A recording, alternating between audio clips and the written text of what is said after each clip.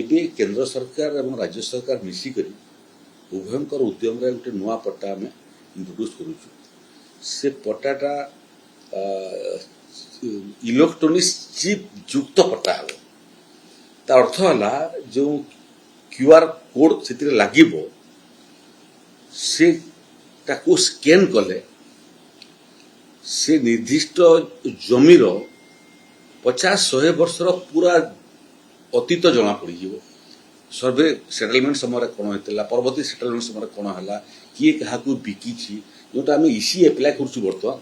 ଆଉ EC apply କରିବାକୁ ପଡ଼ିବ ନାହିଁ, ପଟ୍ଟାଟା ସ୍କାନ୍ କରିଦେଲେ ତାର ସମ୍ପୂର୍ଣ୍ଣ ହିଷ୍ଟ୍ରି ଜନ୍ମ ବୃତ୍ତାନ୍ତ ବାହାରିଯିବ। ଏବଂ ସେଥିରେ ଆଉ ଗୋଟେ ଲାଭ କ'ଣ ଦେବ ଯେ ଏ ଯେଉଁ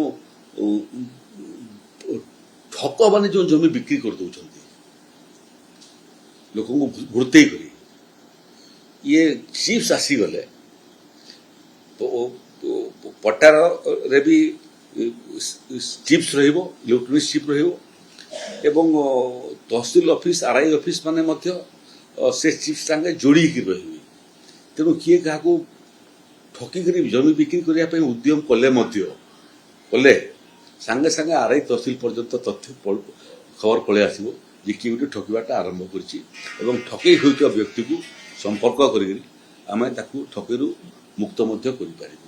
ବ୍ୟାପକ କାରିଗରୀ କୌଶଳ, ଆଧୁନିକ କାରିଗରୀ କୌଶଳକୁ ବ୍ୟବହାର କରିକି ଓଡ଼ିଶାକୁ ରାଜସ୍ୱ ଜମି ବନ୍ଦୋବସ୍ତ ମାମଲାରେ, ରାଜସ୍ୱ ସେବା ପ୍ରଦାନ କରିବାର କ୍ଷେତ୍ରରେ ଏବଂ ପ୍ରାକୃତିକ ବିପର୍ଯ୍ୟୟକୁ ମୁକାବିଲା କରିବାରେ ଆମେ ଯେଉଁ ଦିଗରେ ଯାଉଛୁ, ଲକ୍ଷ୍ୟ ଏଇଟା ଅଛି ଯେ ଏ ସବୁ ସେବା ପାଇଁ ଓଡ଼ିଶାକୁ କେମିତି ଆମେ ଆଗାମୀ ଦିନରେ ସାରା ଭାରତ ବର୍ଷରେ ଏକ ମଡେଲ ରାଜ୍ୟରେ ପରିଣତ କରିବୁ।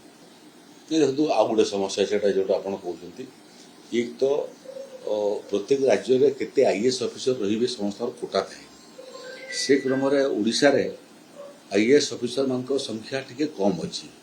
ଆହୁରି ଗୁଡ଼ିଏ ଆଇଏଏସ୍ ଅଫିସର ପଦ ଏଠି ଖାଲି ଅଛି ଏବଂ ମଝିରେ ମୁଁ ଦିଲ୍ଲୀ ଗଲା ସମୟରେ ପ୍ରଧାନମନ୍ତ୍ରୀଙ୍କ ଦପ୍ତର ସାଙ୍ଗରେ ଯେ ଇ କାମ ବୁଝେ ମୋର କଥାବାର୍ତ୍ତା ହେଇଥିଲା ଯେ ଯେତେ ଆଇଏଏସ୍ ଅଧିକାରୀ ପଦ ଖାଲି ଅଛି ଆମକୁ ସେଣ୍ଟରରୁ ସେତିକି ଆଇଏଏସ୍ ଅଧିକାରୀ ଦେଇଦିଅନ୍ତୁ।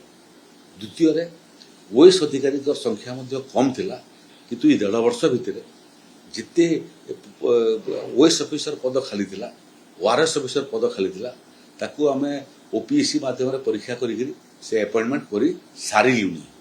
ତୃତୀୟ ହେଲା ଯେ ଓଡ଼ିଶାର ଯେଉଁମାନେ ପ୍ରକୃତରେ ନିଯୁକ୍ତିର ପ୍ରକ୍ରିୟାକୁ ଚଳାନ୍ତି, ସବଅର୍ଡିନେଟ୍ ଷ୍ଟାଫ୍ ସିଲେକ୍ସନ୍, ସେ ଷ୍ଟାଫ୍ ସିଲେକ୍ସନ୍ ଏଥିପାଇଁ ବିଶେଷ କାର୍ଯ୍ୟକ୍ଷମ ହେଉନାହିଁ ଯେ ତାର ନିଜସ୍ୱ ଷ୍ଟାଫ୍ ନାହାନ୍ତି। ତେଣୁ ତାଙ୍କୁ ଷ୍ଟାଫ୍ ଦେବା ପାଇଁ ମଧ୍ୟ ରାଜ୍ୟ ସରକାର ଯୋଜନା ଆରମ୍ଭ କରିଛନ୍ତି। ଏଇଟା ଗୋଟେ କଣ୍ଟିନ୍ୟୁଅସ୍ ପ୍ରୋସେସ୍ ହେବା କଥା।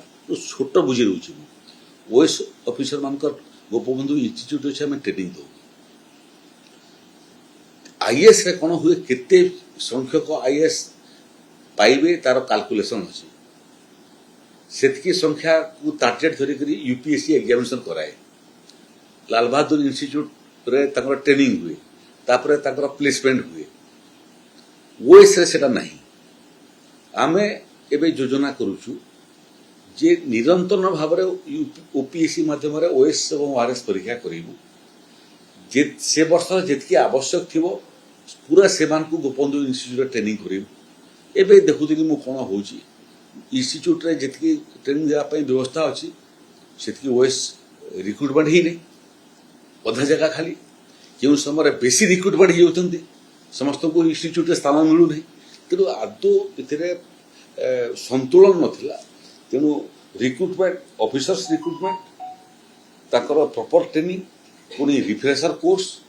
ଏବେ ଯେଉଁମାନେ ବଡ଼ ବଡ଼ ଏସିଏସ୍ ସିଏସ୍ ଅଛନ୍ତି ସେମାନଙ୍କର ସାଙ୍ଗରେ ମଧ୍ୟ ମୋର କଥାବାର୍ତ୍ତା ହେଇଛି ଯେ ଓଏଏସ୍ର ଯେଉଁ ସିଲାବସ୍ ଅଛି ଇଏ ସିଲାବସ୍କୁ ପରିବର୍ତ୍ତନ କରିବା ପାଇଁ ଗୋପବନ୍ଧୁ ଇନଷ୍ଟିଚ୍ୟୁଟ୍ରେ ଆମେ ଆହୁରି ଅନୁଭବୀ ଲୋକମାନଙ୍କୁ ଗେଷ୍ଟ ଫ୍ୟାକଲ୍ଟି ଆକାରରେ ରଖିପାରିବା କି? Chief secretary, additional chief secretary ସ୍ତରର ଅଫିସର ମାନେ ବର୍ଷକୁ 2 ଥର ଗେଷ୍ଟ ଫ୍ୟାକଲ୍ଟି ଭାବରେ ଯାଇକରି ସେଠି ତାଲିମ ଦେଇପାରିବେ କି? ଏବଂ ୟୁପିଏସ୍ସିରେ ଯେଉଁ ଗୁଣାତ୍ମକ ମାନର ଟ୍ରେନିଂ ଦିଆହେଉଛି ଆମେ ସେ ପର୍ଯ୍ୟନ୍ତ ଯିବା ପାଇଁ ମଧ୍ୟ ଖସଡ଼ା ପ୍ରସ୍ତୁତ କରୁଛୁ ଯେମିତି ଲେଭେଲ୍ ଅଫ୍ ଟ୍ରେନିଂର ଗୁଣାତ୍ମକ ମାନ ଯେତେ ବେଶୀ ହେବ ଥରେ ଅଫିସରକିରି କାମରେ ଜଏନ୍ କଲା ବେଳେ ଡେଲିଭରି ମଧ୍ୟ ସେଭଳିଆ ଗୁଣାତ୍ମକ ହେଇପାରିବ।